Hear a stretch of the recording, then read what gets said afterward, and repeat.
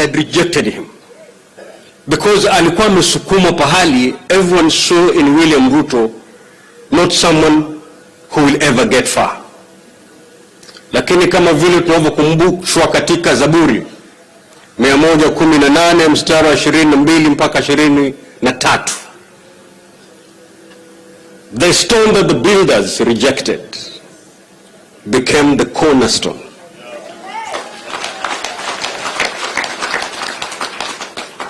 Tuna sababu zote za kumwambia Mwenyezi Mungu asante.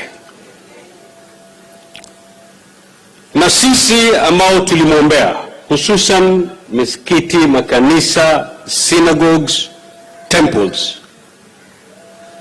Wajua Waswahili wanasema kwamba kupanda mchongoma si ngoma, ngoma ni kushuka mchongoma. Kumwombea Mheshimiwa William Ruto awe rais si ngoma. Ngoma ni kumwombea Mheshimiwa rais atekeleze baada amekuwa rais wetu. Manake yale mawimbi ambayo yanamkumba wakati ni rais ni mazito kushindana mawimbi ambayo alikuwa anapigana nayo wakati anatafuta hii kiti. Wale ambao walikuwa wamejihami kuhakikisha kwamba asiwe rais, they're not happy today. So they will do everything. They'll do whatever it takes to make sure William Ruto and his government fails. Na kama Wakenya mnavyojua, Rais William Ruto, if he fails, na serikali yake isipofaulu, then Kenya has failed. Lakini wale kwa sababu yao ni siasa, they don't care. Chambilecho cha ule bwana ambaye yuko katika chombo baharini, katika dao, amechukua utindo, anaanza kutoboa shimo katika lile dao, asipojua kwamba likizama hata yeye atafanya nini? Atazama.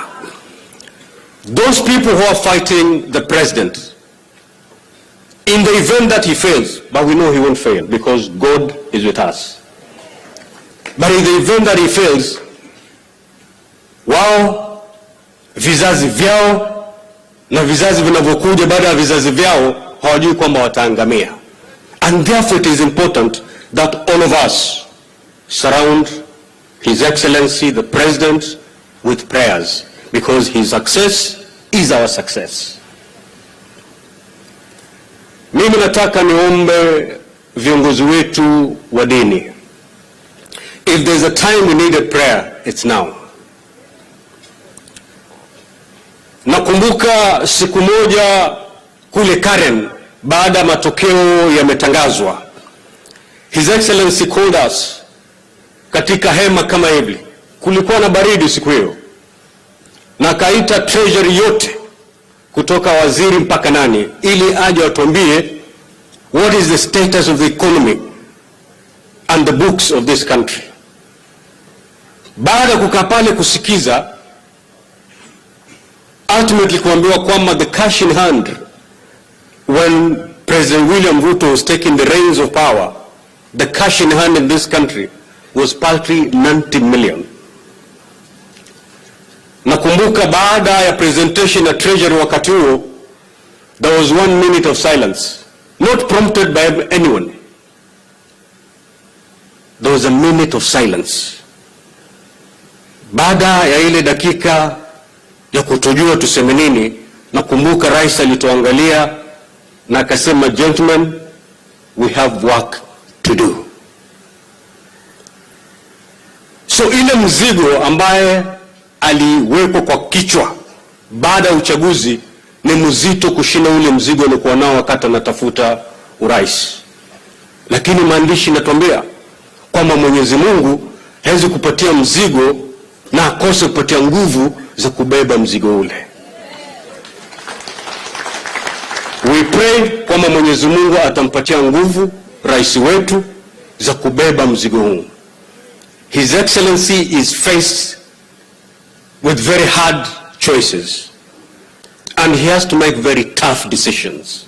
Some of these decisions may appear to be very punitive today, but in the long run, Kenyans are going to celebrate this month.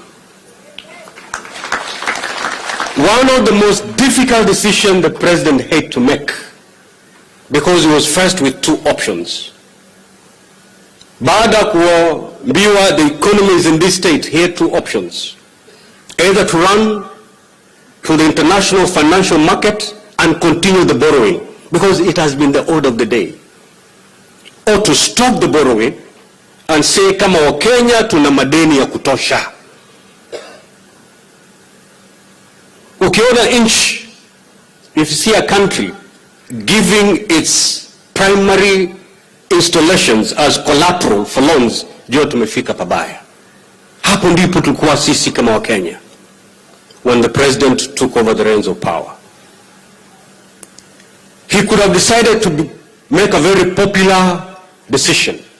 Manake yeye ni mwanasiasa, and 2027 he'll want to be re-elected to do his second term.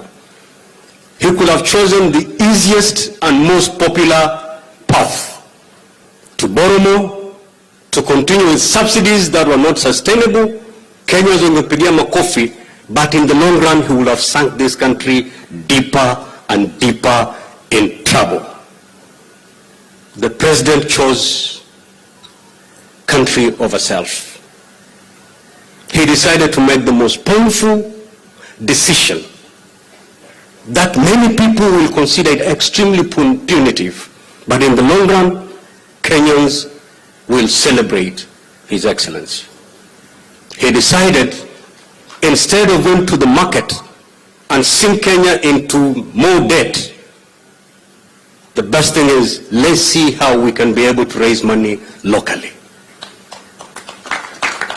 Many people see that as punitive, but the other option is worse. The other option was worse. We are auctioning our country, our sovereignty, to other countries. And with such decisions, the president needs prayer.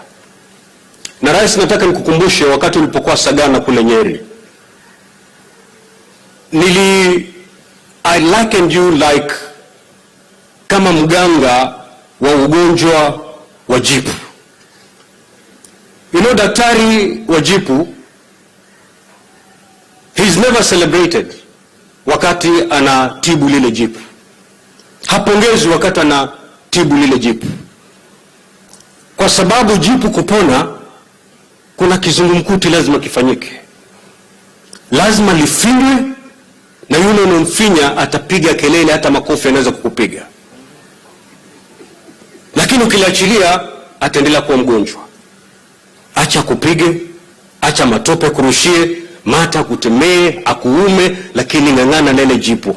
Ultimately, baada ile jipu limekuwa kovu, yule mgonjwa atakuja na mbuzi na zawadi kukupatia kwamba ulinisaidia. That is what the president is doing. Kufinya jipu. You have our prayers, finya lile jipu. Sufuria zitavaliwa kwa kichwa, finya lile jipu. Maandamano yatafanyika, finya hilo jipu. Utaitwa Zakayo, finya hilo jipu. Because ultimately, wale ambao wamevaa hizo sufuria, wale ambao wanakuita Zakayo, they will be the first kuleta mbuzi na kukwambia kongole kwa mambo ulofanya. Nikimalizia hapo, nataka nichukue fursa hii kumwalika rais wetu aje azungumze na waumini. Asante sana rais, karibu.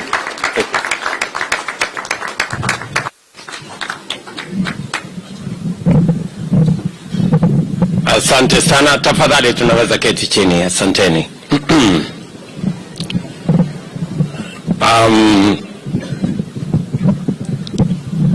Viongozi wetu